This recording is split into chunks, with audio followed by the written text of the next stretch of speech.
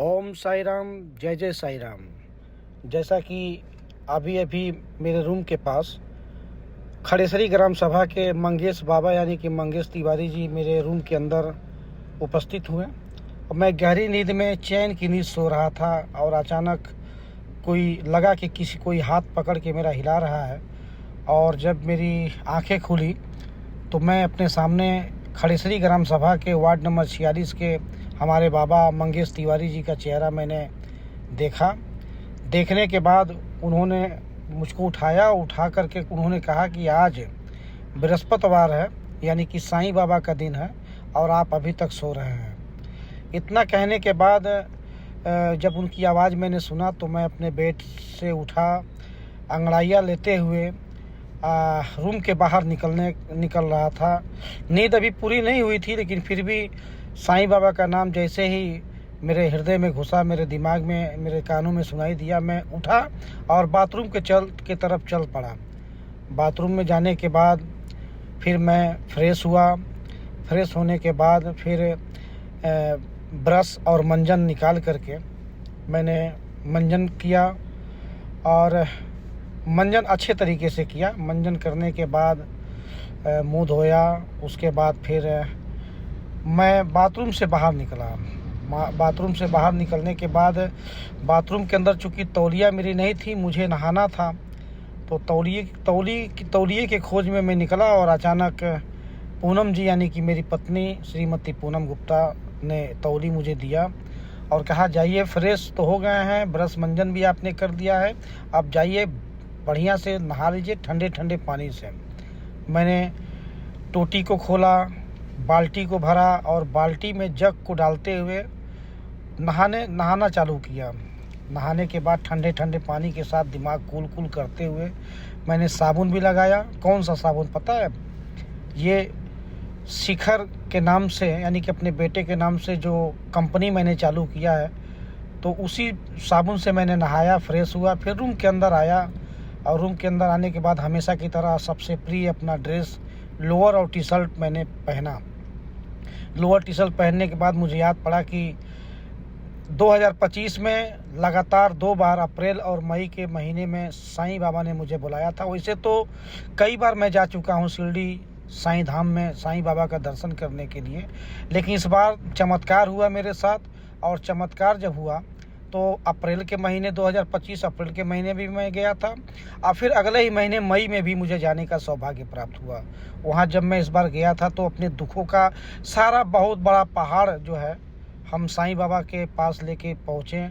वहाँ पे उनका आशीर्वाद लिया। और कुछ ऐसे भी लोग समाज में हैं जो अपना तो दुश्मन है ही, समाज के भी दुश्मन है। सभी लोगों का लिस्ट बना करके मैंने साईं बाबा को सौंपा और साईं बाबा ने आशीर्वाद के रूप में अपना एक एकदम मिलता जुलता अपना रूप जो है मूर्ति के रूप में उन्होंने मेरे हाथ में देने का काम किया। मैं उस मूर्ति को लेकर के साईं बाबा का दर्शन करने के बाद मूर्ति को लेकर के मैं अपने घर आया। और आज देखिए कि बृहस्पतिवार है। मंगेश तिवारी जी और पंकज यादव जी सुबह आकर के रूम में इन्होंने जगाया, फिर मुझे बताया कि आपको जो साईं बाबा ने अपना प्रतिरूप मूर्ति के रूप में दिया है, आज उनको उनके जगह पे, उनके स्थान पे पहुंचाने का वक्त आ गया। मैंने उस मूर्ति को उठाया, साईं बाबा की मूर्ति को, और फिर खड़ेसरी के साईं बाबा के पास में पहुंचा। और पहुंचने के बाद साईं बाबा के पास उस मूर्ति को मैंने रखा, जो साईं बाबा की मूर्ति मैं शिरडी से लेकर के आया था। प्लास्टिक से वो पूरी तरीके से घिरा हुआ था। प्लास्टिक को मैंने फाड़ा, निकाला, उसको किनारे किया और उसके बाद उस मूर्ति को साईं बाबा के से स्पर्श कराते हुए उनके पास मैंने उस मूर्ति को रखने का काम किया। मूर्ति को रखने के बाद मैंने अपने पंडित जी जो हमारे मंदिर के पुजारी हैं श्री राजेश तिवारी जी, उनको मैंने आवाज़ दिया कि आप आइए और कपूर अगरबत्ती जहाँ भी रखा हुआ है उसको हम लेके आने का काम करिए। हमारे तिवारी जी यानी कि राजेश तिवारी जी आए और कपूर और अगरबत्ती उन्होंने मेरे हाथ में दिया। माचिस की डिबिया भी मुझको दिया और मेरे बगल में मंगेश तिवारी भी आकर के खड़े हो गए। फिर मैंने अगरबत्ती को जलाया। अगरबत्ती को जलाने के बाद साईं बाबा की पूजा अर्चना की और दिल की बात, मन की बात जो भी मेरी बातें थी सब साईं बाबा से मैंने कहने का काम किया और उनसे प्रार्थना किया कि हे साईं बाबा, जब तक मैं ज़िंदा हूँ मेरे हाथ से कोई भी बुरा काम किसी के प्रति न हो। कपूर भी जलाया, आरती किया और आरती करने के बाद फिर उस कपूर को जले हुए आरती को मैंने साईं बाबा के मूर्ति के पास मैंने रखने का काम किया। उसके बाद मूर्ति रखने के बाद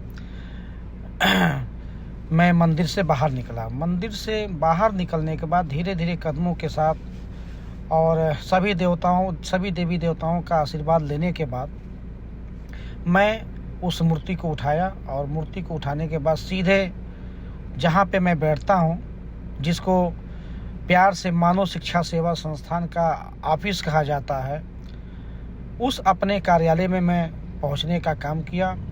सीधे वो मूर्ति लिया मंदिर के रास्ते से होते हुए और मैं अपने आवास की तरफ ऊपर गया सीढ़ी से चढ़ते हुए और फिर अपने ऑफिस में प्रवेश किया।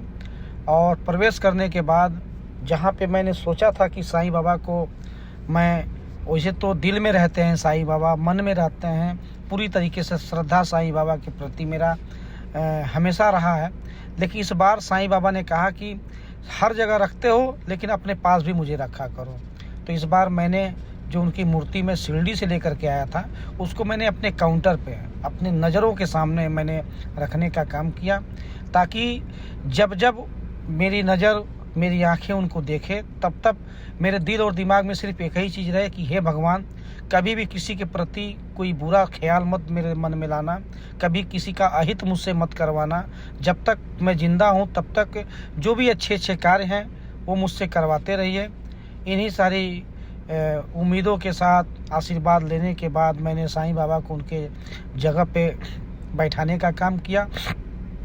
एक सुंदर सा माला शिरडी से लेकर के मैं आया था, साईं बाबा को माला पहनाने का भी काम किया। पहनाने के बाद इसके पहले हमारे एक मित्र किसी धाम पे गए थे और वहाँ से एक गदा लेके आए थे, तो गदा भी मैंने साईं बाबा के पास रखने का काम किया। और गदा रखने के बाद सारा सामान सेटल करने के बाद सही जगह पे पहुँचाने के बाद वो गदा भी मैंने साईं बाबा के पास रखा और फिर उनसे मैंने कामना किया, आशीर्वाद लिया। आशीर्वाद लेने के बाद मैंने कहा कि अब आप अपने जगह पे आ गए हैं और मुझे ऐसा आशीर्वाद दीजिए कि समाज में, क्षेत्र में कुछ अच्छा कर सकूं, लोगों के बीच रह सकूं। इन्हीं सारी बातों को कहते हुए, मन में सोचते हुए अपनी कुर्सी पे मैं बैठा। मेरे बगल में मैं फिर परिचय देना चाहता हूं कि मंगेश तिवारी जी भी मेरे बगल में बैठे। ये जो जिस कैमरे के माध्यम से जो रिकॉर्डिंग